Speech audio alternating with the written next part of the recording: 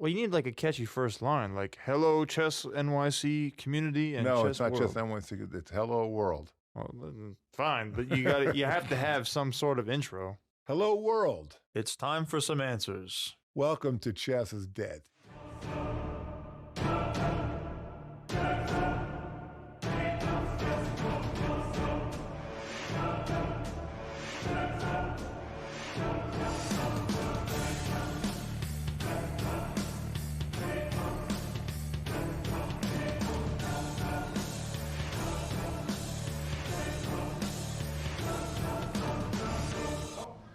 Welcome to Chess is Dead. You can't tell from where you're seated, but we've had a couple production issues here, so we're a little behind in scheduling. But now that we're here and you're looking at us, that means we're ready to rock and roll and get this thing moving forward again. Today's episode is going to be regarding pros and cons of chess. We talk about the fact that chess itself is dead. Obviously, because we're here, we don't consider it to be dead long term. What we consider the state of the game to be abhorrent. We consider the state of the game to be ridiculous, that nowhere near enough people play the game of chess, nowhere near enough people understand the game of chess, and nowhere near enough people have a real inclination to learn more about the game of chess, that the numbers are so silly and so small that in itself is the definition of the death of the game. And the death of the game occurred over hundreds and hundreds and thousands of years. It didn't happen overnight. Game died over time. When there was little else to do during the jousting match, in between jousting matches, you could play chess and play as long as you wanted to. They were long, drawn-out, time-consuming games. Over time, things changed. There were different options and different things that people and kids could do outside of playing chess. And chess had to compete for players. And compete, it did not. Had to compete to get players' interest. It had to compete to get people to select it over other activities, and it was very poor. It didn't happen. It was a resistant to change, and it just became the same flatline game that it was back in the days of the jousting matches. So we talk about the pros and the cons. Let's talk about a pro about the game, because obviously both Alan and myself subscribe to a great deal of pros. All right, we all love to play ball, love to play all sorts of games. We think chess is phenomenal. I think chess is a heart-pounding, adrenaline-based game that when one knows how to play it, it's very, very exciting. But that entails something. You know, I tell the kids when we talk about chess here, do you remember when you were really small and they had you play with those 8-foot baskets and you could barely get the ball up to the hoop? There was nothing fun about those Saturday mornings. When you would go out there and they'd hand you an orange basketball that was too heavy for you, that you had all you could do to get it up and over your head to try to even begin to reach the hoop, right? Basketball's not fun yet. It wasn't fun yet. But there was a very real, identifiable goal. It was very tangible. You could smell the fact that what you need to do is get that ball in that hoop.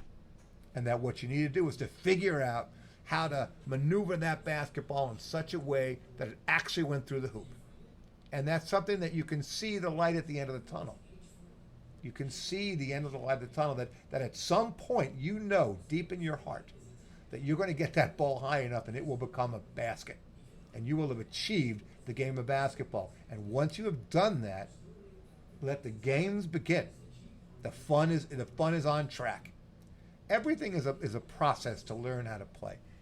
All games, all sports, it takes time to learn how to play. Basketball, you can watch people drop the ball in the hoop left and right, do it with flair, slam, dunk. I mean, you can see things that are mesmerizing on a basketball court, right? Soccer, you can watch guys play for hours and not score at all. I'm sorry, I had to throw that one in there. You do every time. I have a tough time with soccer because of the lack of scoring. But soccer, you can watch guys play, and you know they're trying to kick the ball into the goal. It's very matter of fact. There's no room for misunderstanding what the goal, you should forgive the expression, of the game is. It's to get the ball in that goal. And it's the other team's job to stop you from doing that. It's very clear, very self-evident. Football, a little more difficult, but nonetheless, you're trying to push a ball downfield. And you're trying to stop your opponent from pushing the ball downfield. A little less evident than basketball and soccer.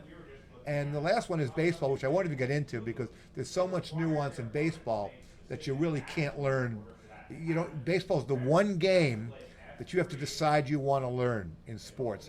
Fortunately, you have Chevrolet hot dogs and apple pie to inspire you to do that. Chess doesn't share that. So one of the cons of chess is that it isn't a spectator sport. People that don't know how to play chess can't watch it.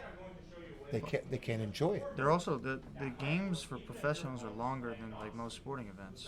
Like a Magnus Carlsen game could be 6 hours easily. Well, that's a con squared. Yeah, I'm just saying, like it's slow to begin with. So like if you don't know the game, it's not fun to watch. It's like paint drying. If you don't understand the game, it doesn't say to you, you have to play me. Get on the board. It doesn't grab you. It doesn't invite you to play the game. Someone has to introduce you to the game. And the pro of the game is that once you learn how to play it, it's actually a pretty exciting game. And it really genuinely is. The con is you may not even have the compunction to learn it based on watching old-fashioned chess play. Why would you want to play that? I mean, it's very confusing. None of the pieces are moving the same way. One piece is moving in a really weird direction, jumping over and L-ing. There's no rhyme or reason to what's going on in front of you unless you know the game. So what do you do to overcome that? How do you get people to learn the game? In your view, how do you get people to learn the game? I mean, historically, it's not even the kids who really want to learn the game. It's more so parents want their kids to learn it. So they sign them up really young for us. And then they eventually either decide they really like it and they stick with us for a long time. Or they do it periodically because, again, their parents still want them to do it. I mean, there's a lot of kids we have for years. Specifically, 183 is probably the best school for that. But we have them for like all 6 years. And some of them love it and want to do it all the time. And some of them like us as people. But they don't necessarily love chess, but their parents love the fact that they do it. That's the biggest reason. I mean, it's really up to the kid, but mostly it's not the kid saying to the parent, I really want to learn chess. It's the parent saying to the kid, I really want you to learn chess. Yeah, there's nothing about chess that makes a kid say, Mom, I want that box of cereal. Because they see it on TV and they want that flavor of food or they want the toy in the box. There's nothing about it that gets a kid saying, Mom, you got to get me playing chess, unless you're a very academic kid who has that kind of inclination. And there's some of them that say, I want to play that game. That just looks like a really smart, analytical game, and I want to do that. So what do you do? At the risk of we try to keep these podcasts down to brevity, to 18, 20 minutes, so that you're not here with us for the entire day, and that we can come back on the topic a little bit later. But let's talk a little bit about what you do about that. What do you do to engage a kid? Well, the first thing you do, and I would say most chess teachers know this, is you peel back the game and teach it in layers. Obviously, you teach piece by piece. You don't throw them on a board with 32 pieces on the board. You peel it back and you teach them the pawn and you teach them the board orientation and things like that. That's obviously the first part of it. You teach them layers. Mm-hmm. An emphasis needs to be on sub games where they can play like the pawn. We call it pawn football. It's always been called the pawn game historically. Pawn football is where they're playing to push a pawn across, score a touchdown, and they win the game. Once you start doing that, there's a good and a pro and a con to that. Once you start teaching them pawns and the football game, they enjoy that for a little bit. They But get bored fast. Say it again? They get bored very fast. They get bored quickly because they realize they don't know the whole game yet, and they want to know more. And you can't drown them with information in the game. The game doesn't lend itself to fast instruction. So they're going to have to play the king, the queen against the pawns, the pawn football game, all these different variations of the game before they're really ready to play a full game. There's just no avoiding that. So that's the way you begin engaging kids in the game. And I think most coaches know that. I think most chess teachers, no matter how boring you may be, I think you know that. And that you know to teach kids segmentally as opposed to try to overwhelm them with piece play. But I'll give you another question for you. We get, or not a question, but open it. We get invited all the time, like to street fairs. and they want us to open chess there. We get street fairs that invite us. We get school carnivals that invite us. We get different events where they want us to come and open a chess presentation, a chess booth during their event. And what do we do every time? Tournament. Nope. Blitz tournament? Blitz. Yeah. The only thing about chess that's interesting, if you don't play yet, is speed chess. Well, It it's is- fast. Yeah, it's intriguing to watch. You may not know how to play it, but it's intriguing to watch how quickly they move those pieces. That's theater. That's as close to spectator sport as chess ever gets. Is when they're watching Blitz, because people don't have to need to know how to move those pieces to marvel at the guy that does. So Blitz chess achieves that invitation, that gee whiz, I may not know how to play it, but that looks like it might be fun, and maybe I want to learn how to play the game. But the real problem is that there is a barrier to entry in the game, and the real key is to overcome that. And I'd love to hear from other people what their thoughts are to reduce the barrier of entry, to get people to want to play the game of chess. What can we do? I know what my thoughts are. I think we talked about it a little bit. We do things with animated animated lesson plans that we show them, and then we teach them depending on how young they are. But what do you do to lower that barrier? How do you get more people to play chess or have an interest level in playing the game of chess? The reputation of the game is it takes too long. The reputation of the game is that it's boring. The reputation of the game is that it's only eggheads that play. The reputation of the game is it's not fun. The reputation of the game is just negative everywhere you look. So what do you do to overcome that? You overcome it with the presentation of Blitz. Get people excited to see the Blitz and say, gee, I know when they say that's boring, that looks like fun. And then you want to get them involved in playing the game on their terms, and that is, again, the peel back of the game, so to speak. Chess is a tremendous game. It took a really long time to kill it. The chess world deserves a lot of credit. Let's not sell them short. They murdered the sucker, and it was on their terms, because in the name of tradition, they pushed this game forward and resisted any change, resisted any updates, resisted any modernization in the name of tradition. And that in itself was the ultimate demise of the game. That's what kept it from growing, and that is what continues to keep it from growing. It is not a largely played game in the United States of America, and that's what we're out to change. We'd love to have dialogue with other people, what your thoughts are. Some of you could be angry with us. Some of you agree 100%. If you have a lot of common sense, you agree. If you're a traditionalist in chess, you may not agree, but you're wrong. And I'd love to have the conversation with you to discuss it with you. You play a great game. All of you out there that play this game of chess, you play a fabulous game. And it is incumbent upon you to share that with other people. And it just may not be on your terms. It may have to be in a language all apart from what you're accustomed to and what you have experienced in your lifetime in developing the game of chess.